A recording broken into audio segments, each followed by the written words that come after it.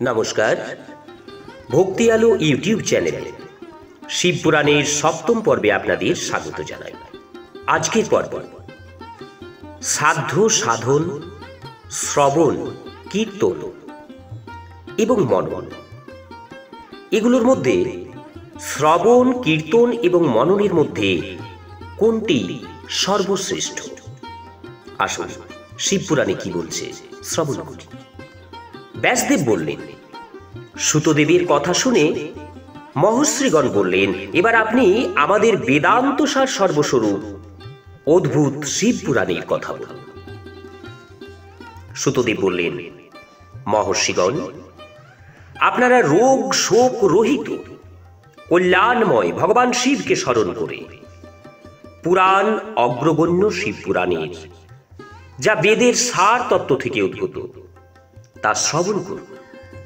শিবপুরাণের ভক্তি, জ্ঞান ও বৈরাগ্য এই তিনটির প্রীতিপূর্বক আলোচনা করা হয়েছে এবং বেদান্ত বেদ্য সৎবস্তুর বিশেষ রূপে বর্ণনাও করা হয়েছে।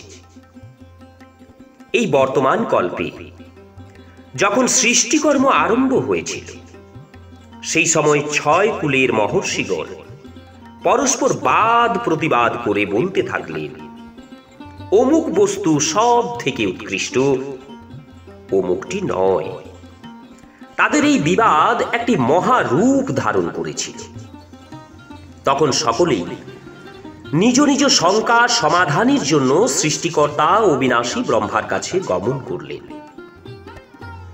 ব্রহ্মার কাছে গিয়ে তারা হাত জোড় করে বিনয়পূর্বক বললেন, প্রভু, আপনি সমগ্র জগতের ধারণ পোষণকারী এবং সমস্ত কারণের কারণ। আমরা জানতে চাই যে সম্পূর্ণ তত্ত্বের অতীত পরাৎপর পুরুষ কে?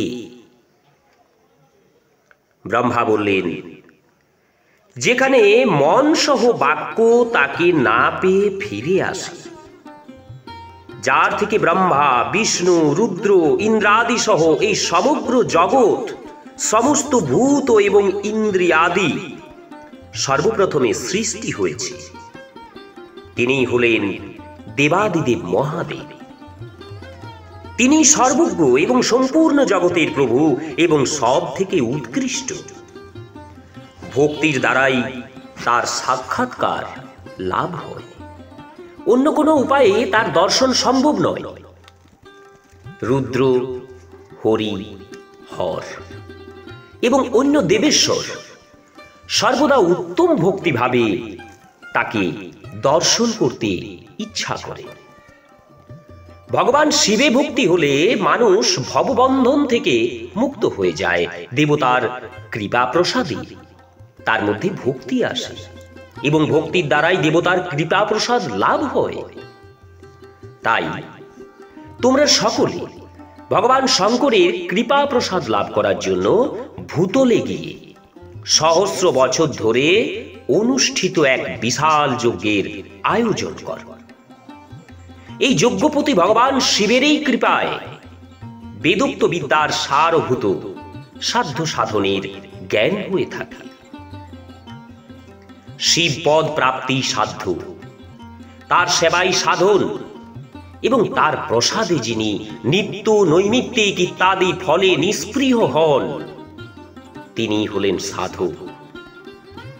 বেদোক্ত কর্মের অনুষ্ঠান করে তার মহান ফল ভগবান শিবের চরণে সমর্পণ করে দেওয়াই পরমেশ্বর পদ প্রাপ্তি। সেটি হলো শালুক্য ইত্যাদি ক্রমে প্রাপ্ত হওয়া মুক্তি। সেই সব পুরুষগণই ভক্তি অনুসারে উৎকৃষ্ট ফল লাভ করে। সেই ভক্তি সাধন নানা প্রকার, যা সাক্ষাৎ মহেশ্বরই প্রতিপাদন করেছে। তার মধ্যে সারভূত সাধন সংক্ষিপ্ত করে আমি তোমাদের জানাচ্ছি। কানের দ্বারা ভগবানের নাম, গুণ এবং লীলাদি শ্রবণ, বাক্য দ্বারা তার কীর্তন এবং মনের দ্বারা তার মনন, এই তিনটিকে মহাসাধন বলা হয়। তাৎপর্য হলো যে মহেশ্বরকে শ্রবণ, কীর্তন এবং মনন করা উচিত।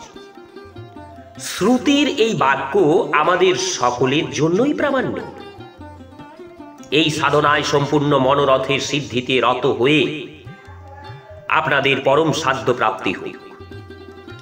লোকে প্রত্যক্ষ বস্তু চোখে দেখে তাতে প্রবৃত্ত হয়, কিন্তু যে বস্তুর কখনো প্রত্যক্ষ দর্শন হয় না তাকে শ্রবণেন্দ্রিয় দ্বারা শুনে জেনে মানুষ সেটি পাওয়ার জন্য চেষ্টা করে। সুতরাং প্রথম সাধন হলো শ্রবণ। তার দ্বারা গুরুর মুখ নিঃসৃত তত্ত্ব শ্রবণ করে শ্রেষ্ঠ বুদ্ধি সম্পন্ন বিদ্বান পুরুষ। অতঃপর অপর সাধন হলো কীর্তন। মননের সিদ্ধি করবে। ক্রমশ মনন পর্যন্ত এই সাধনের ভালোভাবে সাধনা করলে তার দ্বারা শালুক্য ইত্যাদি ক্রমে ধীরে ধীরে ভগবান শিবের সঙ্গে সংযোগ হয়। প্রথমে সমস্ত অঙ্গের ন্যূনতা দূরীভূত হয়, তারপর সর্বপ্রকার লৌকিক আনন্দ বিলীন হয়ে যায়। শ্রোত্রেণ শ্রবণম তস্য বচসা কীর্তনম তথা মনসা মননম তস্য মহাসাধনমুচ্যতে। ভগবান শঙ্করের পূজা, তার নাম জপ ও তার গুণ রূপ বিলাস এবং নামাদির যুক্তি পরায়ণ চিত্তের দ্বারা যে নিরন্তর পরিশোধন বা চিন্তা হয় তাকে মনন বলা হয়। মহেশ্বরের কৃপাদৃষ্টিতে তা উপলব্ধ হয়।